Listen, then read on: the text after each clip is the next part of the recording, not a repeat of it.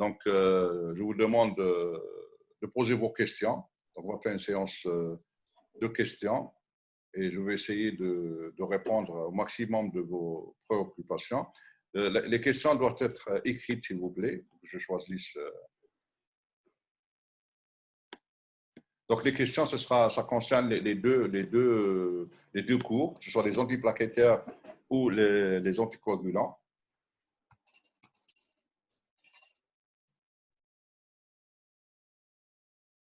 Les participants, il y a beaucoup de participants. Donc, j'avais dit que vous choisissez les questions. Je suis là ouvert avec vous pour un moment.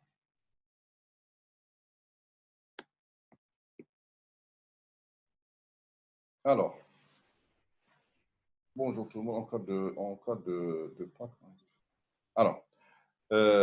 alors j'ai une question. Donc, bonjour.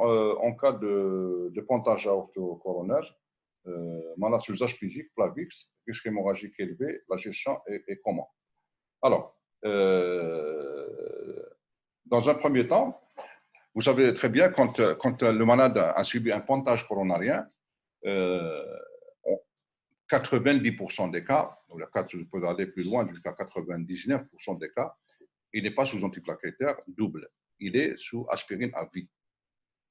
Exceptionnellement, qu'on peut rajouter le Plavix chez lui. Exceptionnellement, si on rajoute le Plavix, si ce patient-là, il a subi un pontage, le pontage n'est pas complet, et éventuellement, vraiment, ça arrivera auquel il y a un pontage qui a été fait et le chirurgien n'a pas pu ponter, par exemple, la colonne droite, donc il lui confie au cardiologue pour faire un stent. Et dans ces cas-là, ces patients-là sont effectivement sous aspirine et Plavix avec un risque hémorragique élevé. Alors, la gestion, donc, vous dites qu'il y a un risque, on appelle ça, ce que j'ai dit tout à l'heure, il y a une situation de risque-risque. Il y a ce que ça, risque équivaut à un risque thrombogène de son stent que j'ai exposé ou bien de son pontage et un risque hémorragique pour la chirurgie. De cette façon, donc en général, ces patients-là sont opérés, on peut arrêter le Plavix, c'est sûr, il faut l'arrêter le Plavix, et probablement monitorer les plaquettes. Là, la situation algérienne dans laquelle on ne peut pas monitorer l'activité plaquettaire, donc il vaut mieux opérer ces patients sous aspirine seule, arrêt Plavix 3 à 5 jours, utiliser en péropératoire, pratiquement le chirurgien doit être informé que le patient est opéré sous aspirine, donc il doit utiliser ce qu'on appelle des coagulations, des bisturés à coagulation, utiliser, s'il y a par exemple des endroits auxquels, par exemple l'os, on peut utiliser la cire pour diminuer le saignement, et on peut manipuler ce qu'on appelle manipulation de la coagulation. Manipulation de la coagulation, c'est-à-dire, là, on peut utiliser des antiplasminogènes, qui est un type d'hexacide, à dose habituelle, généralement on ne dépasse pas le 1 gramme, et gérer donc c'est une intervention pratiquement, à mon avis, par l'expérience qu'il faut faire. Donc le patient est programmé, donc on arrête le Plavix pendant 5 jours, on laisse l'aspirine, on prend toutes les précautions pour que le malade ne saigne pas, c'est-à-dire un chirurgien entraîné, hein, on ne va pas donner à quelqu'un qui va faire de l'apprentissage. Donc, et on va discuter avec le chirurgien pour la meilleure technique anesthésique, technique chirurgicale la plus rapide, la moins hémorragique. Et je prépare les plaquettes à côté. Parce qu'il ne faut pas y aller donner des plaquettes tout de suite parce qu'on risque, c'est-à-dire on risque de saignement. Parce qu'en donnant des plaquettes, je peux thromboser mes ponts, je peux thromboser mon stent. Donc, je dis oui, les plaquettes sont il faut les commander, il faut qu'ils soient à côté, soit dans le laboratoire. Et s'il y a le moindre de saignement, je peux transfuser les plaquettes, mais à donner des doses optimum et non pas le bourré de plaquettes parce que aussi il y a le risque thrombogène. je pense que j'ai répété. Quelle est la place de monitorage plaquettaire, surtout en chirurgie cardiaque? Quel est le monitorage plaquettaire? Quelle est la place de monitorage plaquettaire, surtout en chirurgie cardiaque, vérif neuro ou multiplate? Alors, le monitorage plaquettaire, c'est surtout, à mon avis, maintenant toute la chirurgie cardiovasculaire pour pontage, on préconise d'opérer ces malades sous aspirine en faisant une bonne hémostase que j'ai dit tout à l'heure. La vérification, à mon avis, elle est importante, non pas en chirurgie cardiovasculaire, mais elle est importante en cardiologie, dans la mise en place des stents. Vous avez un malade qui a été stenté, qui a reçu des antiplaquettaires, double ou triple. Le cardiologue angioplasticien doit vérifier son efficacité de son antiplaquettaire, éventuellement pour changer, pour switcher entre Plavix et clopidogrel. Probablement, si le Veriflow montre qu'il y a une agrégabilité plaquettaire très importante, je pense qu'il va ajouter un autre antiplaquettaire beaucoup plus puissant. Et dans ce cas-là, c'est surtout le Tegagrelor qui a comme tout à l'heure, j'ai montré qu'il est beaucoup plus efficace en matière d'anticoagulation que le clopidogrel. J'ai une autre question. Donc, bonjour, une malade qu'on est pour SAP, pour syndrome d'antiphospholipides, sous enoxaparine 0,8 deux fois, qui dans une césarienne en urgence, qui vient pour une césarienne en urgence, code rouge, indique gestion préopératoire. Donc, en 10 minutes. Alors, donc on a une malade, elle est connue, elle a un SAP, elle est sous HPBM deux fois et elle vient en césarienne en urgence. Donc une urgence là, quel est le temps? C'est-à-dire là, on n'a pas de précision. La dernière dose de noxaparine, c'est combien de temps? Est-ce qu'on est à 12 heures? On est à 6 heures? Elle vient de prendre. Il faut préciser parce que ça change la conduite à tenir. Si on est, par exemple, la dernière prise, elle est de 12 heures ou les 24 heures, donc le risque de saignement, il est pratiquement nul. Mais le risque de développer une thrombose, à votre information, si vous avez suivi le cours que j'ai fait de syndrome coronarien, maintenant, dans le SAP, il y a une protéine qui est sécrétée, qui est thrombogène. C'est les cardiolipines, ce qu'on appelle les auto-anticorps circulants, qui ont la capacité de lise de la paroi vasculaire et de libération de facteurs procoagulants. C'est ça la gravité du SAP, c'est-à-dire que vous avez des facteurs lipiques circulants qui sont prothrombogènes et vous avez les auto-anticorps circulants prothrombogènes. Pour le SAP, il faut savoir aussi que le SAP est une thrombose veineuse, est une thrombose aussi artérielle. Donc le risque de thrombose, il est très élevé dans le SAP. Maintenant, dans ce cas précis, si la patiente, on est à 12 heures, donc le risque hémorragique est moindre, mais le risque thrombogène est élevé. Donc là, je préconise dans ce cas de reprendre rapidement les anticoagulants post-opératoires. Dans la littérature, c'est 6 à 12 heures. Moi, je pense que c'est beaucoup plus proche que ça. On peut aller de 4 heures, diminuer à 4 heures en post-opératoire, ces patients-là.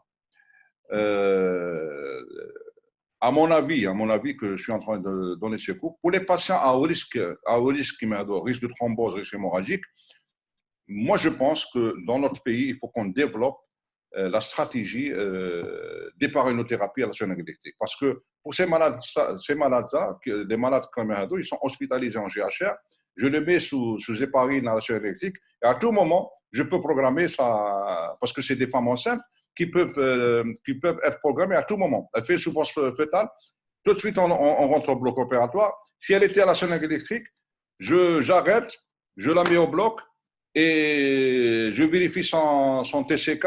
S'il est dans le cadre thérapeutique, je peux opérer. S'il est il y a TCK est 3 fois, 4 fois le témoin, je peux antagoniser et faire mon geste et reprendre rapidement mon épargne en post-opératoire. La gestion pour les malades, je retiens, la gestion des malades qui ont un risque hémorragique élevé, risque thrombogène élevé, à mon avis, la meilleure technique de maîtriser ce risque, c'est d'y aller vers des médicaments qui sont malléables, malléables, c'est-à-dire durée d'action rapide, élimination rapide, existence d'antidote. Le chef de file, dans ce cas précis, c'est l'héparine à la seringue électrique. Alors, une autre question.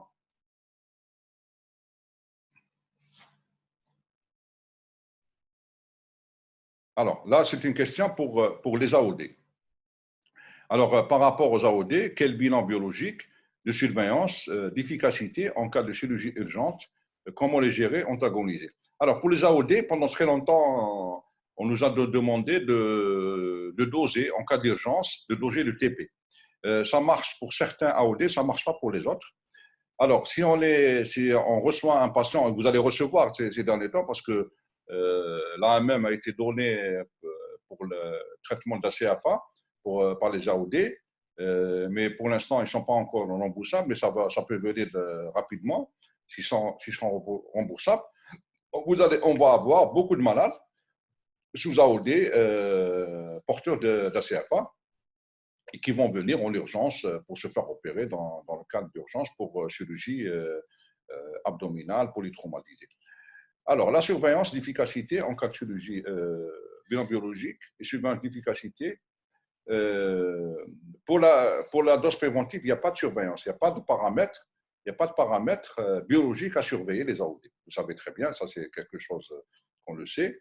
Par contre, en cas de chirurgie urgente, certains AOD, et j'en ai pas parlé dans le cours, il y a un antidote. Pendant très longtemps, il n'y avait aucun antidote, mais à partir de 2017, il y a un antidote. L'antidote, je ne parle pas de qui est disponible en Algérie, mais par exemple dans les pays européens, le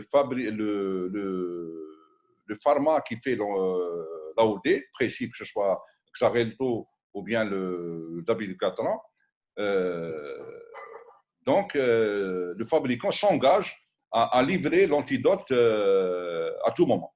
Donc, les services d'urgence, quand ils ont un malade sous AOD, tout de suite, le fabricant livre l'antidote spécifique de cette AOD.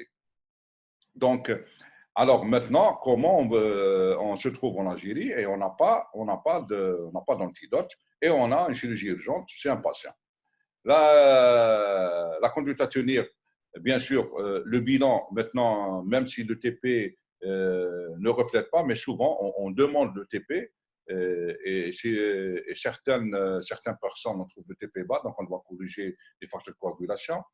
Le problème qui se pose, donc parmi les mesures générales, ça a été préconisé de donner le charbon activé, donc il permet d'absorber le surplus des AOD. Le troisième élément, c'est de donner des plaquettes. Le quatrième élément, certaines études donnent le facteur 7 activé, qui répondent, certains patients répondent, parce que vous savez très bien que le facteur 7 activé, il va activer l'anti-10A. Donc, c'est un activateur direct d'anti-10A. Et les AOD, comme c'est des anti-10A, donc ils peuvent antagoniser l'anti-10A, mais pas spécifiquement, parce que le problème, tout ce qu'on va donner, tous les produits qu'on va donner, du moment qu'ils ont une durée de vie importante dans le système vasculaire, donc à chaque fois qu'on donne des facteurs de coagulation, ils sont absorbés par les AOD circulants. C'est ça l'inconvénient des AOD qui resteront des éléments, des produits très hémorragiques dans la chirurgie urgente. Donc, tant qu'on n'a pas d'antidote spécifique, il faut gérer ces patients par des facteurs de coagulation qu'on a dans notre disposition, donc ce que j'ai dit tout à l'heure. Donc, je pense que j'ai répondu à la question de comment gérer les anticoagulations. Donc, il a dit moins de 12 heures. Donc, j'ai répondu à cette question sans que je me dise 12 heures pour le Biban. Alors, il est sous traitement basique. Là, tu as rajouté. Pourquoi? Je n'ai pas compris cette question. critère Covid. Alors, une autre question. Relais des AOD en préopératoire. Relais des AOD en préopératoire direct et le post-op immédiat et le chevauchement. Alors, pour le relais des AOD, bien sûr, quand un malade est sur AOD, donc il est chirurgie programmée, on arrête les AOD 5 à 7 jours avant et on fait un relais par soit les HPBM, soit les déparines qu'on j'ai dit tout à l'heure, et ça rejoint l'intervention habituelle, les HPBM, et reprendre en post-opératoire. On va reprendre les HPBM. Donc, pardon, on me demande de couper. Donc, on va se couper et se reconnecter dans quelques temps. Hein.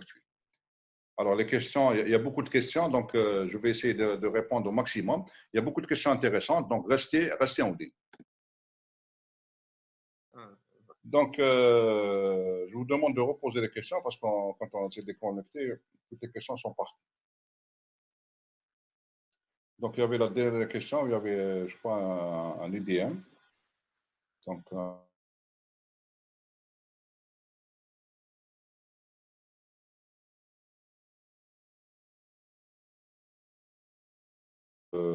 donc une question. Donc, on a vu le relais des AOD en préopératoire, en post-opératoire. Un patient, donc une autre question, un patient a fait un IDM il y a 2 mois. Il a bénéficié d'une thrombolyse.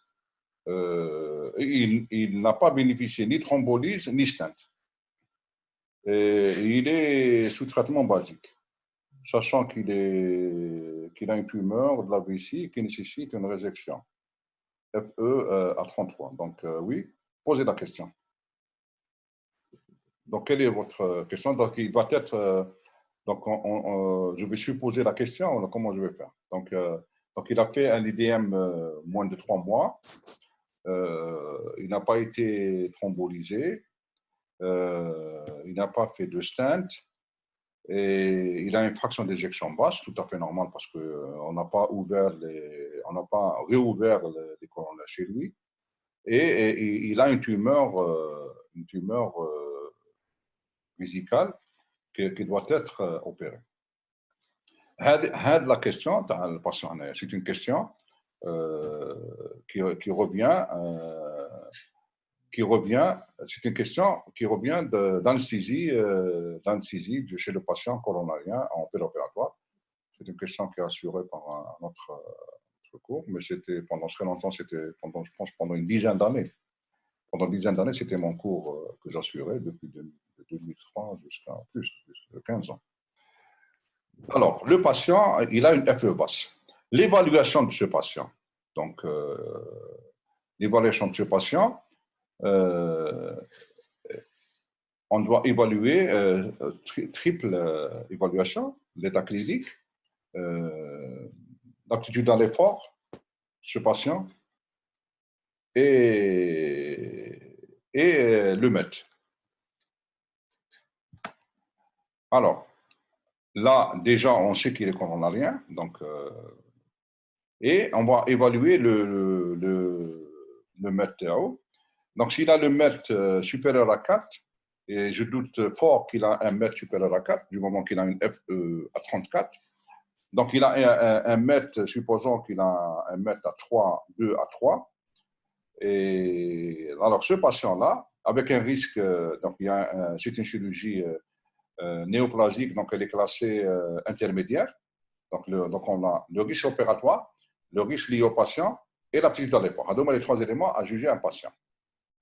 Donc là, on a une chirurgie intermédiaire, on a une coronaropathie qui est avérée, et je suppose, parce que c'est pas donné dans l'énoncé de la question, donc le mètre sans mètre comment il est, et je suppose qu'il est un mètre limité. Ce patient-là, donc pour l'anesthésiste, il ne va pas écrire avis cardio. Non, c'est un malade qui est orienté vers le cardiologue pour faire une évaluation cardiovasculaire sur ce coronaire. C'est une évaluation, ce n'est pas un avis. Je ne vais pas demander une échographie chez lui préopératoire. Non, ça c'est un avis. Je vais appeler le cardiologue pas par ordonnance interposée, mais je vais chercher le cardiologue qui connaît bien la coronaropathie et je vais l'exposer. Voilà, le malade, on doit l'opérer, obligatoire. Il doit se faire opérer, c'est une néoplasie, donc il doit être opéré dans l'immédiat différé, c'est-à-dire c'est pas aujourd'hui ou demain, mais on doit le cardiologue, qu'est-ce qu'il va faire?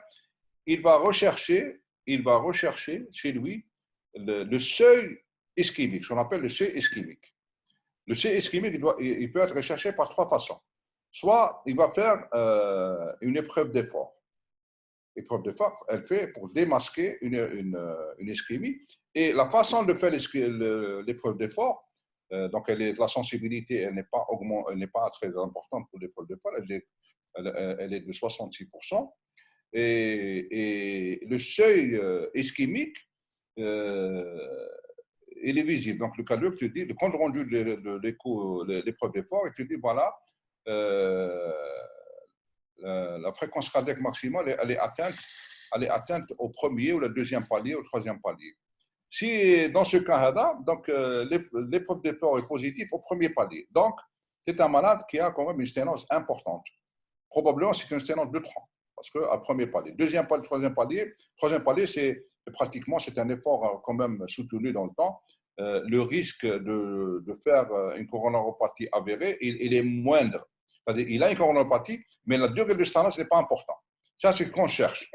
Donc, si le patient ne peut pas faire une épreuve d'effort, on peut le envoyer pour faire l'échodobut, qui est, par exemple, dans l'évaluation de ce ischémique, le chef de file, c'est l'échodobut, l'épreuve d'effort ou bien la scintigraphie myocardique. Et maintenant, on peut faire l'IRM cardiaque à la recherche des coronaropathies. On appelle l'IRM fonction, l'IRM cardiaque, qui a fait sa percée dans le diagnostic d'ischémie myocardique. Donc, ce patient, je suppose qu'il ne peut pas faire le vélo ou le tapis. C'est un sujet âgé. Je fais un scénario, c'est-à-dire un sujet âgé, il ne peut pas faire l'épreuve d'effort, ne peut pas. Je l'envoie pour faire la scintigraphie myocardique.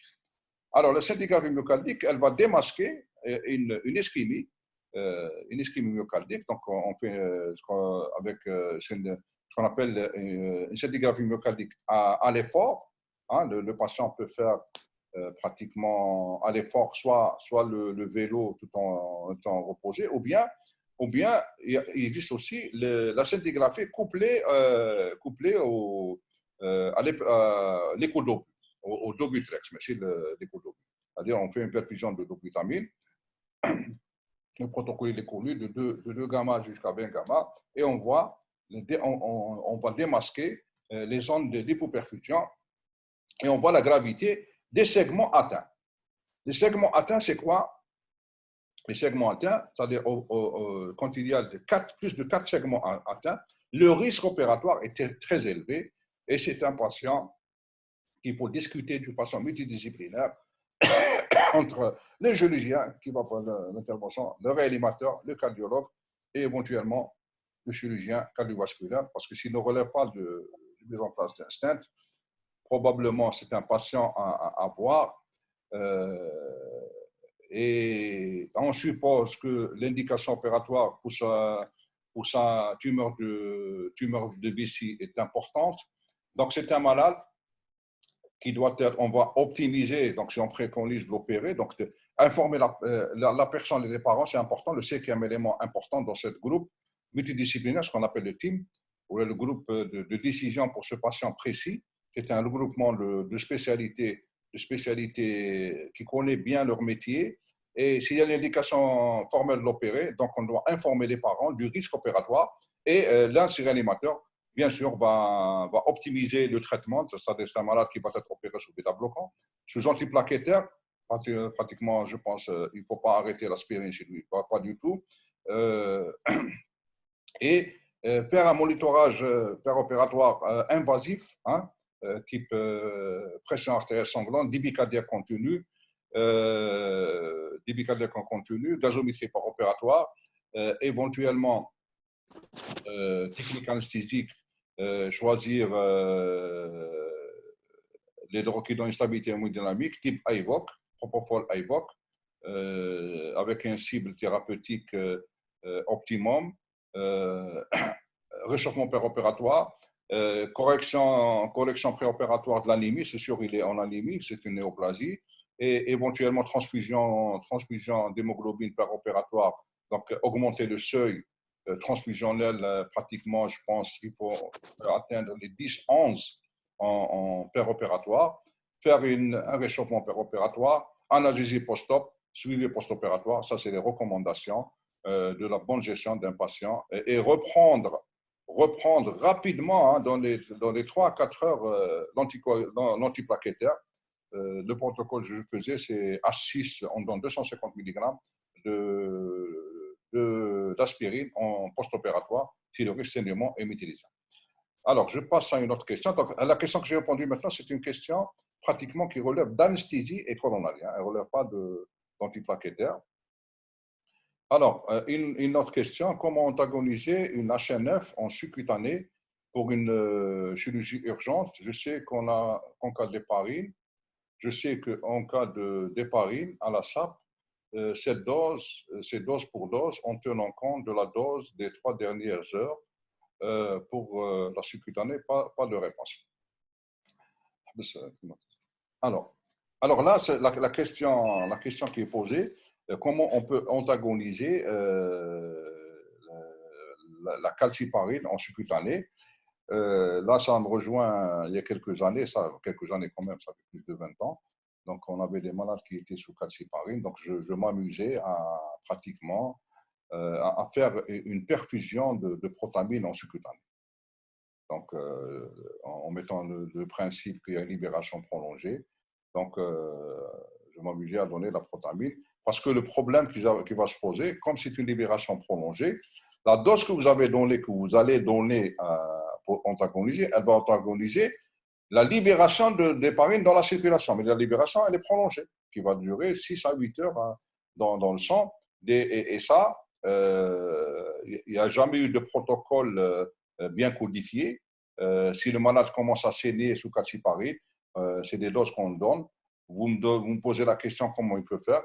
Probablement, si on est dans un centre bien huilé, bien codifié, c'est l'héparinothérapie, la protamine à la seringue électrique pour antagoniser dose pour dose de cette calciparine qu'on a donnée. Alors, une autre question. Donc, à quel moment on doit administrer les antithrombines 3 en chirurgie cardiaque? Quelle place? Alors, la question, je n'ai pas bien compris à quel moment on administre les antithrombines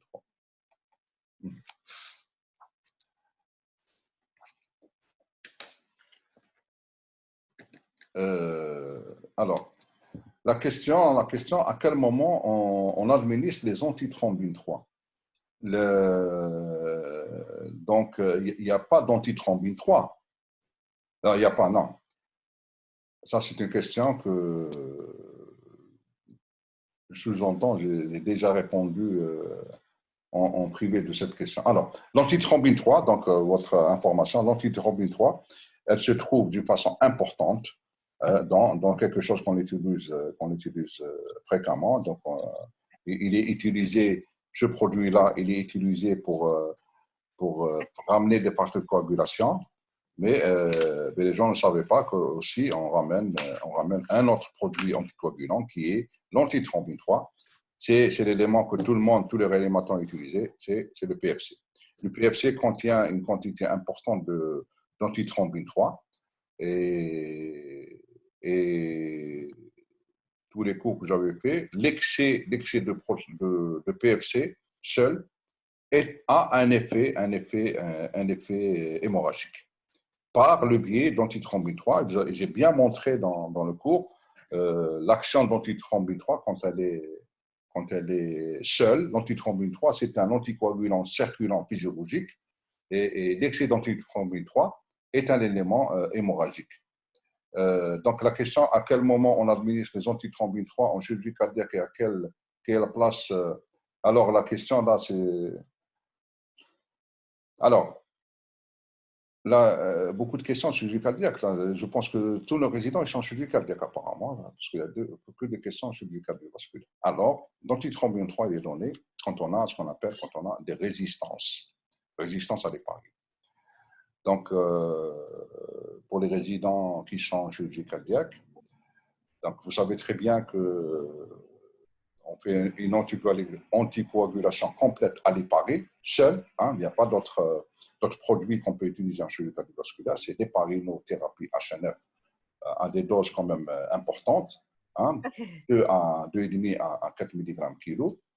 Et obligatoirement, il n'y a pas de départ CEC s'il n'y a pas un TCA de contrôle. Un TCA, je ne parle pas de TCA de départ. Je parle de TCA après injection d'héparine. Parce qu'il y a beaucoup d'aléas hein, qui peuvent, j'en ai parlé tout à l'heure, d'aléas qui peuvent perturber la fixation d'héparine à l'antithrombine 3. Et le chef de file, c'est le déficit en antithrombine 3. Donc, le TCA qu'on fait, ce qu'on appelle le TCA, donc je parle de bien détaillé dans le cours parce que c'est spécifique à la chirurgie cardiovasculaire, c'est le temps de céphaline activé. C'est une méthode utilisée seulement en chirurgie cardiovasculaire, mais elle peut être utilisée en néphrologie. C'est des tubes qui sont remplis de protamine à des concentrations bien connues, qu'on met 2 cc de sang et on fait dans un rotamètre, avec un aimant dedans qui tourne. Et quand le caillou se forme, l'aimant ne peut plus tourner. Donc, quand il tourne, il y a un chrono. Et le chrono, dès qu'il s'arrête, il va nous donner le temps de construction du caillou. Le temps de construction du caillou. Et bien sûr, il faut que le TCA doit être supérieur à 400 pour démarrer obligatoirement une CEC. Au-dessous de 400, jamais il faut démarrer une CEC. Le TCA normal, c'est une chirurgie qui n'a pas reçu d'héparine, c'est inférieur à 150, c'est inférieur à 120. Et donc, quand le malade a reçu, donc je répète, je reviens à la question, quand le malade, on a donné de l'héparine et on a fait le TCA revient normal, c'est-à-dire 120 à 150. Donc, pas de départ CEC parce qu'il risque de thrombose pratiquement mortelle. Et de cette façon, il y a 3 situations auxquelles il faut vérifier. Soit on n'a pas donné l'héparine là où il faut, donc peut-être elle est passée à côté. Soit le patient a un déficit antithrombine 3. Et les 3 situations auxquelles antithrombine 3 il y a un déficit, c'est surtout quand toutes les endocardites consomment beaucoup d'antithrombine 3. Vous avez tous les états inflammatoires intenses. Toutes les états inflammatoires intenses, toutes les maladies inflammatoires, les maladies inflammatoires de l'intestin, et maintenant, il y a aussi le Covid. Donc, le Covid, il consomme beaucoup de facteurs d'antithrombine 3. Et il risque de perturber la réaction héparine antithrombine 3. Voilà la question. Donc, dans ce cas, pour gérer ce problème, les recommandations des sociétés cardiovasculaires, c'est de donner l'antithrombine 3 avant démarrage CEC. De cette façon, on va permettre, c'est un substratum à l'héparine, elle va agir et il y aura la coagulation et on peut démarrer notre CEC. Alors, une autre question. La gestion des anticoagulants en préopératoire. Donc, c'est toujours une seule personne qui peut. La gestion des antiagrégats plaquettaires en préopératoire en chirurgie cardiaque menée pour monothérapie. Qu'est-ce qui tient compte de l'usage ou pas? Non. Oui, j'ai compris. J'ai compris, bien sûr. Alors,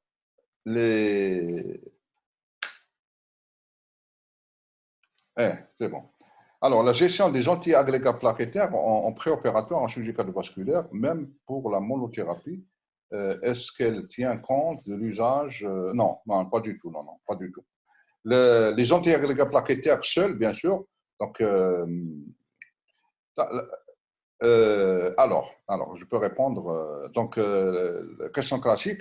Les malades qui sont programmés pour pontage coronarien, soit ils sont sous antiplaquettaire, et souvent, l'antiplaquettaire a été arrêté par le cardiologue parce qu'il lui dit, voilà, ça va signer, ils ont arrêté.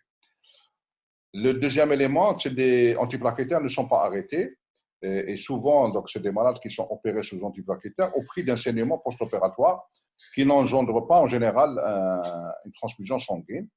Et souvent, si j'irais un peu plus précis, il y a des malades qui sont opérés, on en voit de plus en plus, des malades qui sont sous double antiplaquettaire, sous hyperallothérapie.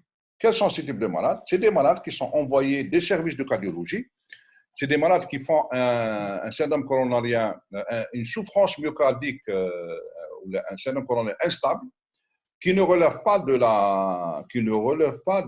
l'angioplastie. On ne peut placer un stent. Donc, en général, c'est un tronc.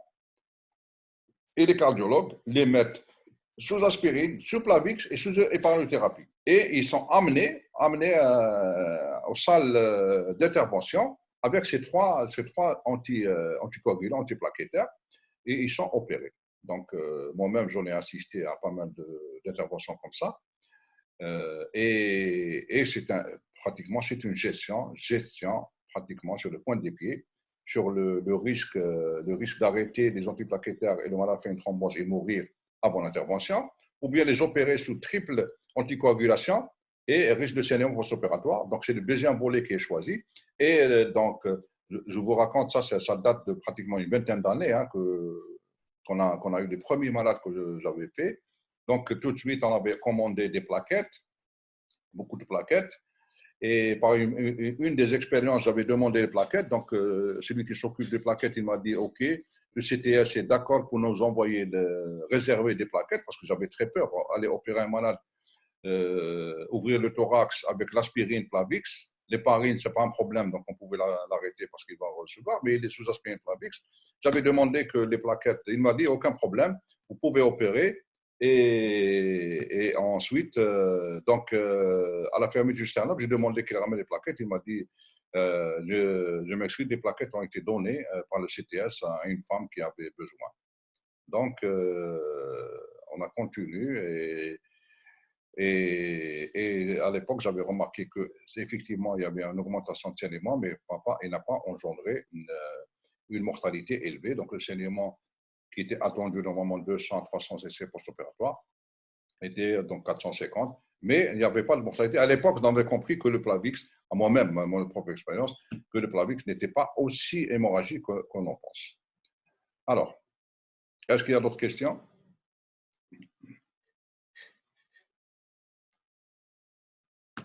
C'est bon, je pense que tout le monde est parti faire le manger. Hein.